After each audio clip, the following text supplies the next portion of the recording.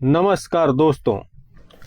भारत के महान नायक सरदार पटेल जी के बारे में इस वीडियो के माध्यम से जानते हैं।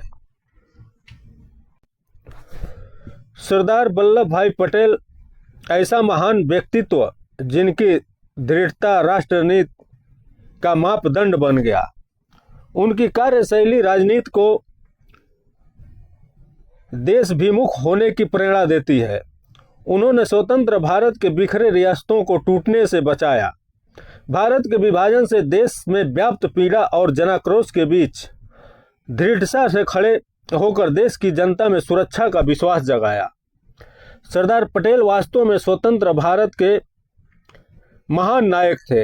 हैरत की बात यह है कि ऐसे महान व्यक्ति को स्वतंत्रता के 45 वर्ष के बाद 1991 में भारत रत्न दिया गया।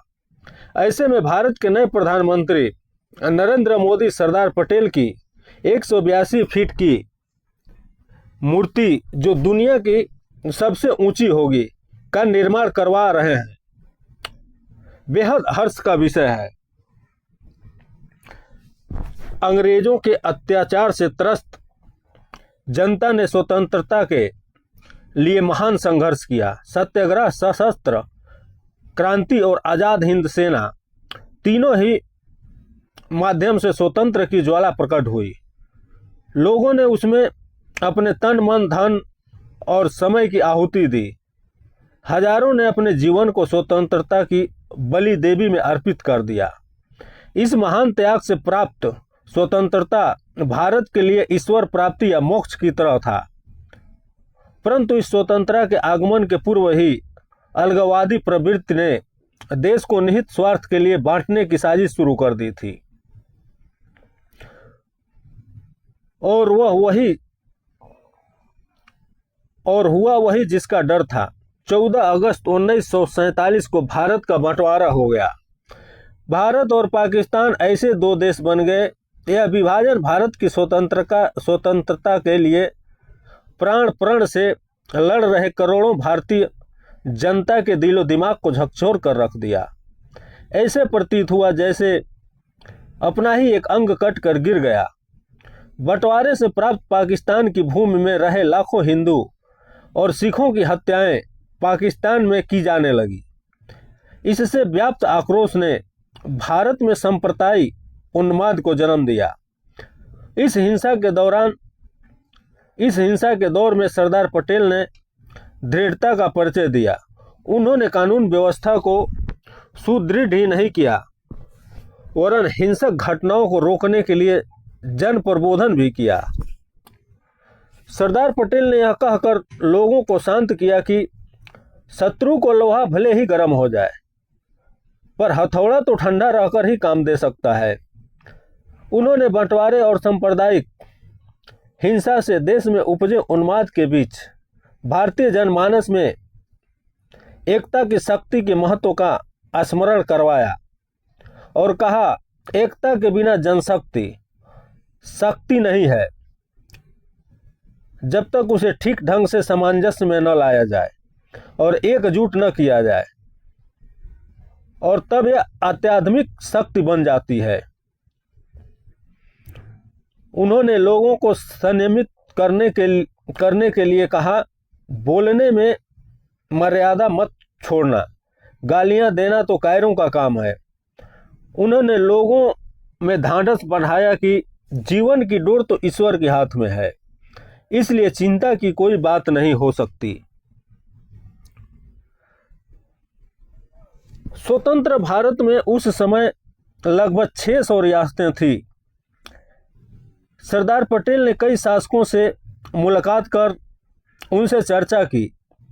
इसका परिणाम यह हुआ कि कई शासक ने अपने राज्य को भारतीय संघ राज्य में विलीन कर दिया, परंतु कुछ राजा और नवाब अंग्रेजों के भारत छोड़ने के बाद निरंकुश शासक बनने का सपना देख रहे थे, जिनमें जूनागढ़, हैदराबाद और कश्मीर मुख्य थे। जूनागढ़ के शासक अपने रियासत को पाकिस्तान में विलीन करने को गुप्त रूप से षड्यंत्र कर रहे थे। जूनागढ़ के नवाब के इस निर्णय के कारण जूनागढ़ में जन विद्रोह हो गया। जिसके परिणाम स्वरूप नवाब को पाकिस्तान भाग जाना पड़ा और जूनागढ़ पर भारत का अधिकार हो गया। इधर हैदराबाद का निजाम हैदराबाद स्टेट को एक स्वतंत्र देश का रूप देना चाहता था, इसलिए उसने भारत में हैदराबाद के विलय की स्वीकृति नहीं दी। यद्यपि भारत को 15 अगस्त 1947 के दिन स्वतंत्रता मिल चुकी थी, किंतु 18 सितंबर 1948 तक हैदराबाद भारत से अलग ही रहा। इस पर तत्कालीन गृह मंत्री सरदार पटेल ने हैदराबाद के नवाब की हैकड़ी दूर करने के लिए 13 सितंबर 1948 को जनरल चौधरी के नेतृत्व सैन्य कार्यवाही आरंभ की। भारत की सेना के समक्ष निजाम की सेना टिक नहीं सकी और 5 दिनों में ही निजाम को 18 सितंबर 1948 को आत्मसमर्पण करना पड़ा। हैदराबाद के निजाम को विवश होकर भारतीय संघ में शामिल होना पड़ा। इन रियासतों के संदर्भ में गांधी जी ने सरदार पटेल को लिखा था, रियासतों की समस्या इतनी जटिल थी जिसे केवल तुम ही हल कर सकते थे।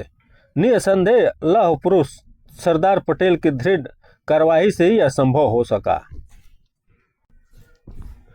जम्मू व कश्मीर एक सामरिक महत्व का राज्य था, जिसकी सीमाएं पाकिस्तान, चीन आदि देशों से जुड़ी हुई थी और सरदार पटेल उत्सुक थे कि उसका भारत में विलय हो जाए। उन्होंने महाराजा हरि सिंह से कहा कि उनका हित भारत के साथ मिलने में है और इसी विषय पर उन्होंने जम्मू और कश्मीर के प्रधानमंत्री पंडित रामचंद्र काक को 3 जुलाई 1947 को एक पत्र लिखा। मैं कश्मीर की विशेष कठिनाइयों को समझता हूँ, किंतु इतिहास एवं पारंपरिक रीति रिवाजों आदि को ध्यान में रखते हुए मेरे विचार से जम्मू व कश्मीर को भारत में विलय के अतिरिक्त कोई अन्य विकल्प ही नहीं है। गृह मंत्री सरदार पटेल उस समय सूचना एवं प्रसारण मंत्री तथा राज्यों संबंधी मामलों के मंत्री होने के नाते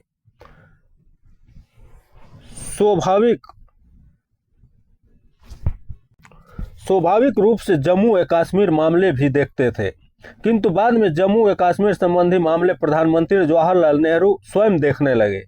जम्मू कश्मीर के महाराजा हरि सिंह के साथ पंडित नेहरू के तनावपूर्ण संबंध थे।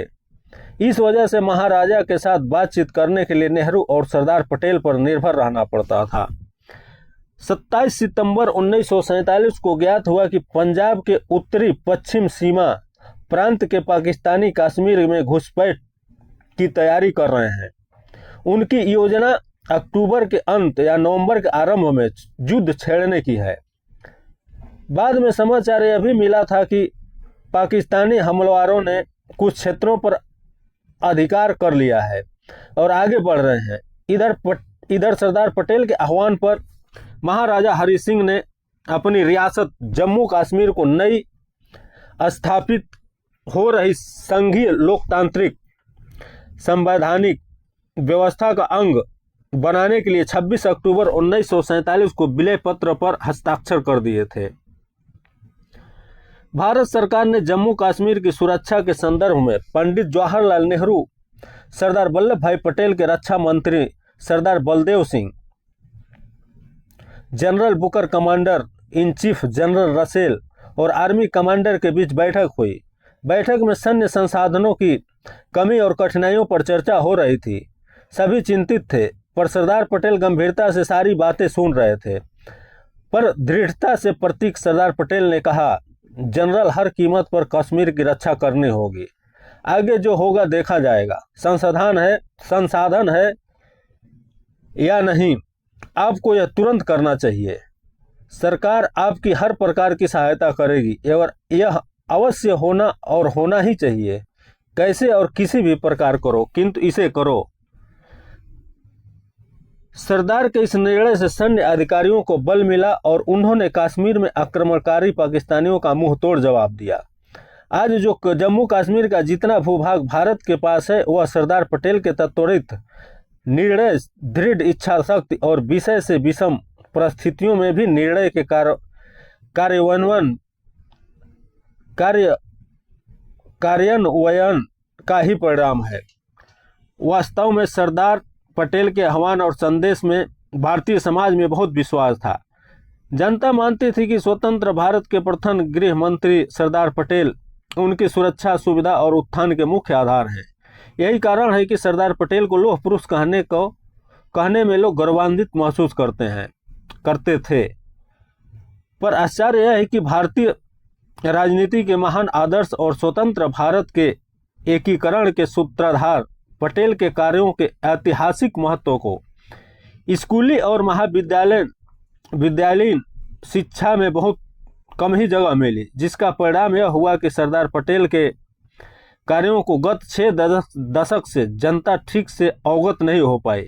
हैरत की बात यह है कि ऐसे महान व्यक्ति को स्वतंत्रता के 45 वर्ष बाद 1991 में भारत रत्न दिया गया। ऐसे में भारत के नए प्रधानमंत्री नरेंद्र मोदी पटेल की 182 फीट की मूर्ति, जो दुनिया में सबसे ऊंची होगी, उसका निर्माण करवा रहे हैं। बेहद हर्ष का यह विषय है। अब आवश्यकता इस बात की है कि हमारे देश की जनता अपने लौह पुरुष के जीवन और